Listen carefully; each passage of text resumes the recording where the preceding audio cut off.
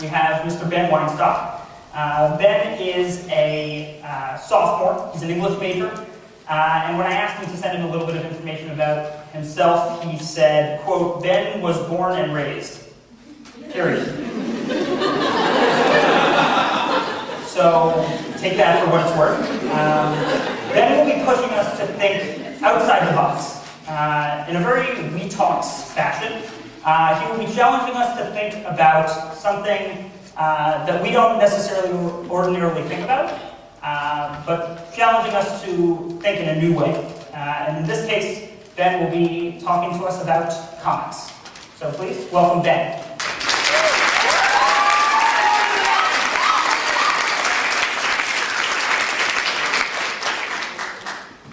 You determine which one is yours? No.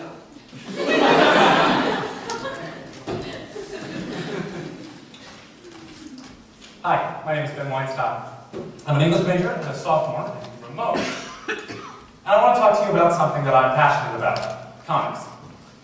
It's a much marginalized medium, and I want to suss out a little bit, why that is, and see if we can't change that a little. Before I go forward, two things. First, when I say we, I'm referring to people who appreciate comics, like myself, and those of us who create comics, which I don't have the talent to do.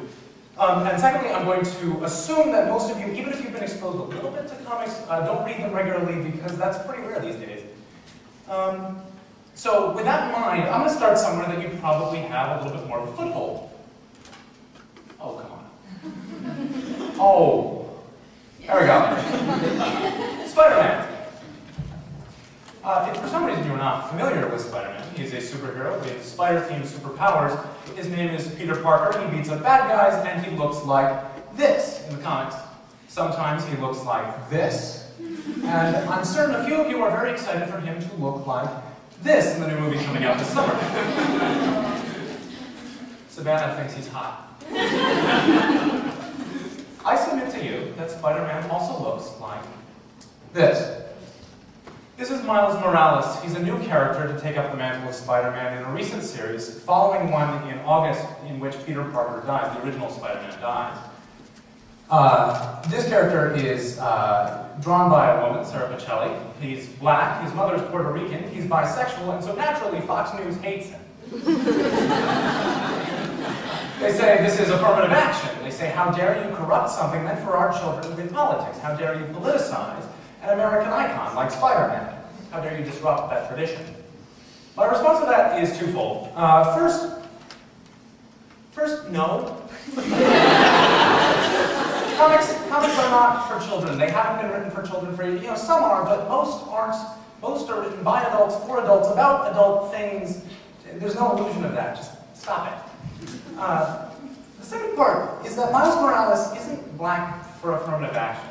He's not black for some stunt to put, a black kid in a superhero costume or in a Spider-Man costume. He's black because the story that he has to tell us is a little bit more complex than that and needs him to be black. Miles Morales is black because his story deals with race and racism. He's bisexual because his story has to do with sexuality. It has to do with socioeconomics and family, parenthood, fatherhood, responsibility, shame, growing up. It's a little bit more complicated than just beating up bad guys. But you wouldn't know this if you hadn't read the comics, and I don't think you'd expect it either, because comics has a bit of an image problem. Its name is Comic Book Guy. I hate this guy. He's a character on The Simpsons, if you don't know who he is. He's a 40-year-old man-child who lives in his mother's basement. He's annoying, stupid, cruel, shallow. And he's sort of an avatar of what you think of when you think of the people who read comic books. You don't think of intellectuals or artists, you don't think of professors or students. You think of this guy. I hate him.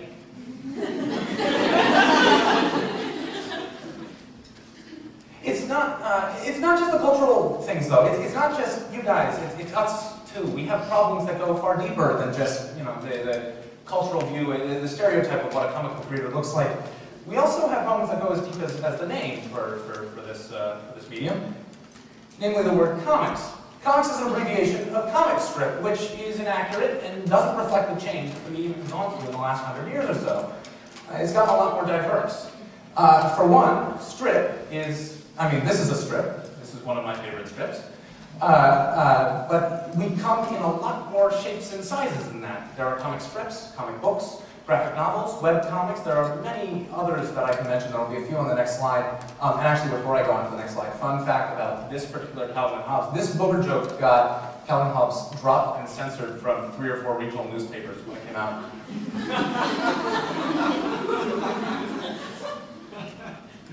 So it comes in all sorts of shapes and sizes, so strip is inaccurate, but the other problem with comic strip is this word comic, or comedy. It implies that our main currency in comics is laughter, or feel-good, or fantasy, or escape, or frivolity. At the end of the day, comedy is fluff. You can like it, you can enjoy it, but you don't respect it, it doesn't change your life. Comedies never win the Oscar. So we try to get away from this. It's sort of a pejorative. We've tried to get away from this term to rectify that. And we've had a few different ideas for a new generic. What we're looking for is something that has both dignity and it conveys the essential essence. Like the term motion pictures. Motion pictures are, they get across what they're talking about, but also they're pictures that move, and they're pictures that move you. So we're looking for something like that, and some people have said, let's make up a new word, like comics with an X, or let's take someone else's word, like the Japanese word, which is manga. Let's make something that sounds really cool, like the ninth art. Some people think we should just call them comics and get over it. There are problems with all of these. I don't have a favorite. I'm calling them comics out of simplicity's sake, but suffice it to say, we don't know how to present ourselves. We're really fractured. We're all over the place. This is a problem we have. And so I'm going to try and dig us a little bit out of that hole where we don't know how to present ourselves. We're going to start with a clean slate. So, welcome to comics. They are a shamelessly hybrid medium of text and images. They can tell stories in a way that no other medium can, or at least in a different way. If we call art something that, a production that makes you feel something, then to me it is absolutely clear that comics are art. I'm going to give you one example of this. This is a cover of a book, Habibi. It's a graphic novel that came out last year by Craig Thompson. It's not as critically renowned as some of his other work, but it's good nonetheless. It's got some good moments.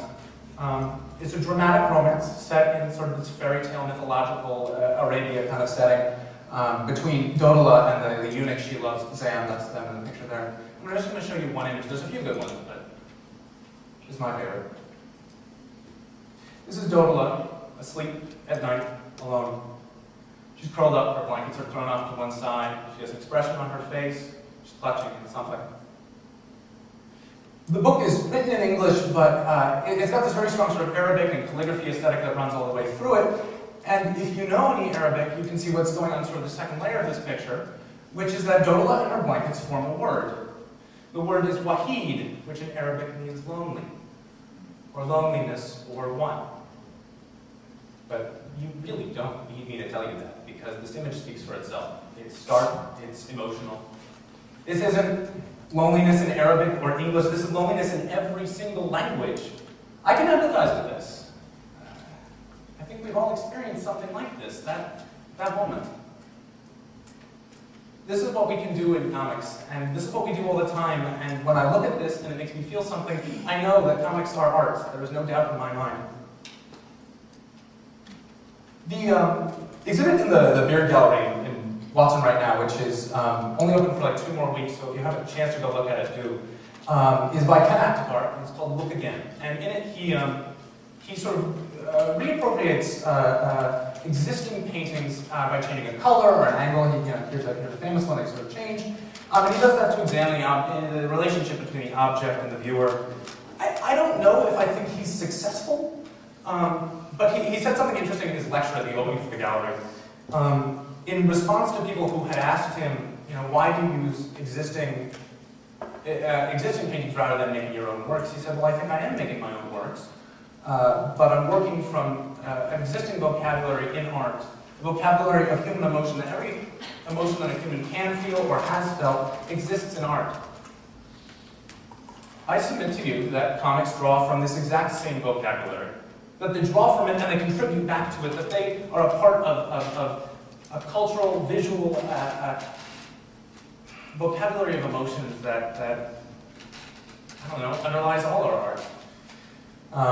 Ken Aptekar could have drawn comics just as easily as he draws on paintings. But here's the kicker, and here's where I'm going to get away from myself.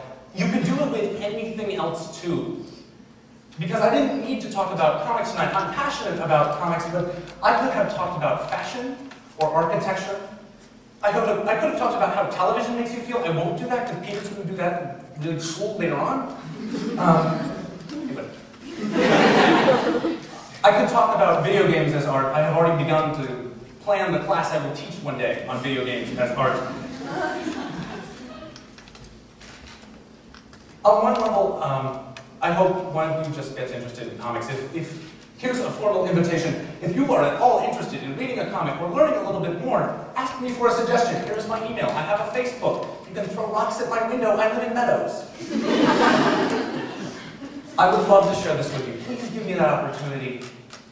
It's something I'm passionate about. But even if you're not interested, or I guess if you are, my message to you tonight, I guess, is to keep an open mind. There's so much going on out there in our art that it doesn't make a whole lot of sense to dismiss it just on some preconceived notions or some stereotypes. We shouldn't overlook the things that we have going on in our culture. That makes no sense to me. So please, for the love of God, dismiss nothing and explore everything. Thank you.